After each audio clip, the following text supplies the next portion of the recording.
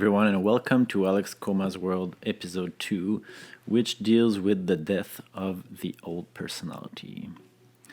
So, in this episode, it will be a bit different than the last one, and it will be a bit more of a vlog style where I will be showing my art process through the week as I advance in my most important project so far.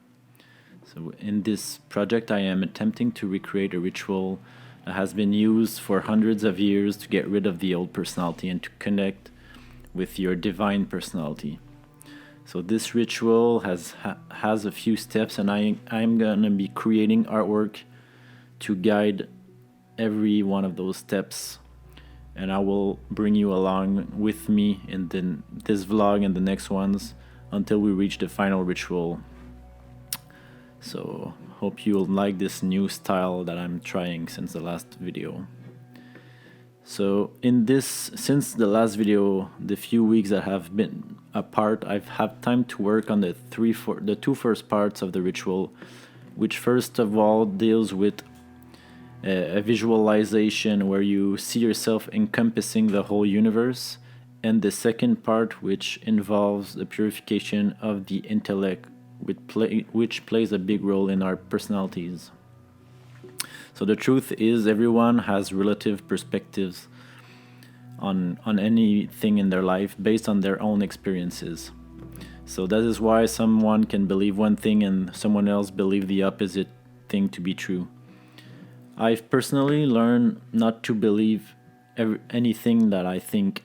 I always doubt my own thoughts. Most of what comes out of my thoughts have been programmed in there since childhood. They are often just reflecting what I fed my mind with in the past few days or minutes, like TV shows, books I read, conversations I've had. And these cyclical thoughts can circle in my head for days, sometimes weeks. All this to say that most of the time we are not in control of our minds, and this mashup of thought ingredients create our constructed personality. So this is why I'll be talking in this video of the different symbols that I'll be painting to actually have a chance in cleansing my mind. So I'll bring you along and talk more about these different symbols as the video progresses. So here we are in my apartment getting ready to paint this first part of the ritual, which is actually this visualization of me or anyone doing this ritual that grows bigger and bigger, surpassing the earth, surpassing the planets, and going higher and higher and higher, wider and wider and wider, till you can feel the presence of the whole universe inside of you. So in this first part, I was putting some gesso because this is raw linen that I've dyed myself, and it's very porous, so I had to put this white gesso to make it paintable. So white gesso is used for the inside and outside transparent gesso to do this kind of transparency effect that I'll also be using in the sun part. So in this huge canvas, actually the biggest I've ever painted, I've actually used the right proportions. So the sun in relation to the earth in relationship to the moon are the exact proportions of our actual solar system. So this was very important for me because as it will be used as a huge piece in a room for this visualization, I wanted to feel accurate and actually feel like you're in this part of the cosmos floating. So just putting another layer. Also, my first time filming, so I kind of forgot to film some of the parts. So here's a picture of the moon with all its craters that I didn't actually forgot to film. Here's our beautiful planet, which is floating upside down in this picture. And finally we'll see the picture of both, one in relationship to the other. So to do this, I really studied the sacred proportions that correspond to the distances between every astral body. It was quite fascinating to me how they all seem to fit in perfectly, mathematically, inside each other as a huge clock. And then here is you just saw me tracing out the lines for the sun, and then applying a very thick coat of white gesso to the sun. I also apologize for this part. I forgot to film the process of painting this humongous sun and solar flare, but you will see in the video further along, well, even the first part, you see it in the background painted, and I'll show it in another video. So this is the second part of the ritual, where I'm using sacred geometry to depict different elements which are related to different aspects of the personality. So using geometry, I'm tracing inside of a circle 5 sides to form a pentagon. I wanted to find the right proportions, the right shape for these sacred, if I can say, artworks that will have to induce specific effects on the psyche of those looking at it. That's the goal anyways. So thanks to my dad for helping me build those. He always helping me a lot in those projects. I'm very grateful for that. You saw him cutting the pieces to the right size that I measured, and now we're as in he is putting them together one by one to a total of 4 for the 4 elements. And here they're drying overnight along this fireside. A little bit of sanding before I stretch out the canvas. It was quite an experience folding this canvas over this unregular shape, but pretty satisfied with the result. And finally, here is the 4 of them stacked, ready for shipping to my studio.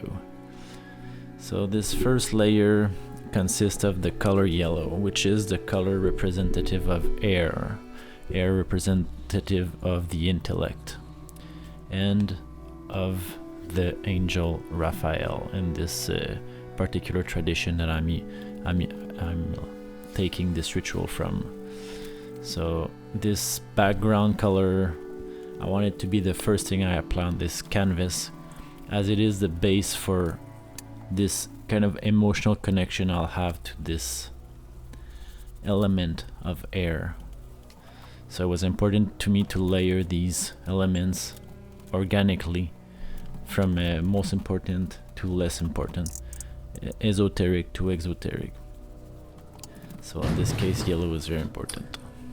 So right now I'm actually trying to figure out which sigil I'll be using for my new painting. So I'm kind of drafting out a few symbols so that my message communicates through the painting. So I'm actually gonna put one of those symbols in the background of my painting and paint over it to add power to its psychological effect.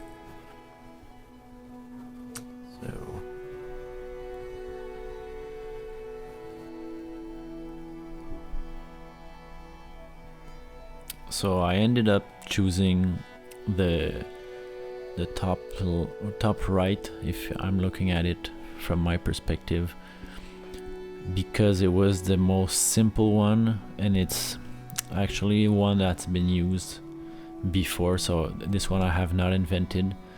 I think it has a very strong effect because of its symmetry and what it has. I think it was very powerful just looking at it. So once I've chosen it, I started by tracing this star, which represents again the 5 limbs of a human, the microcosm, and then tracing out our sigil on it, depicting the angel Raphael, who represents air, actually an archangel. So he is leading this structure of the universe, of the intellect or the mind, and then painting it on a complementary color of yellow onto the canvas. So I use a kind of a green bluish. So hope you enjoyed this week's episode. I'll try to be uploading a bit more frequently. Before I end this video, I wanted to take time to mention how I feel the world is rebalancing itself with the coronavirus that forces us to rethink what we want for our future. But especially this week with the violence against people of color that has built up to the point of explosion. I think it's awful to see all these injustices people of color face every day, and this has gone on for generations and generations. So it was time that we all take the streets and put an end to this mentality of money over the well-being of humans. So for this reason, I've decided to have a fundraiser to sell this very special image that I think reflects well how I see this new rebalanced world. I found it to be an appropriate one as it represents a very magical flower, which is hermaphrodite, the Welleria impatiens. You can clearly see in this flower the asymmetry of its heart-shaped petals, which represent its feminine and masculine counterparts. Also appropriate, it is native to Eastern Africa, from Kenya to Mozambique, and for me, it represents the coming together of opposite energies, male and female, to form something beautiful and inspirational, a flower. This flower is one I have encountered so many times when I was in Costa Rica for my art residency last winter, and it has guided my way to many realizations. What caught my attention at first was the way it reflected light. It was the last flower to be seen in the dark jungle as the sun set. And I think it's a good reflection also with what's going on in the world right now and all these injustices that are coming to the surface. And it's what's on everyone's mind when the sun sets. It all leaves us contemplating the state of the world. So let's unite and create peace and harmony together. These prints I'll be selling in edition of 10. They're 16 inch by 20. And all the profits will go to different organizations working towards fighting racism and police brutality in Canada and US, such as Black Lives Matter at Toronto and Black Legal Action Center in Ontario. And I'll probably devise the depending on how much I sell to different foundations, which I'll mention in a further video.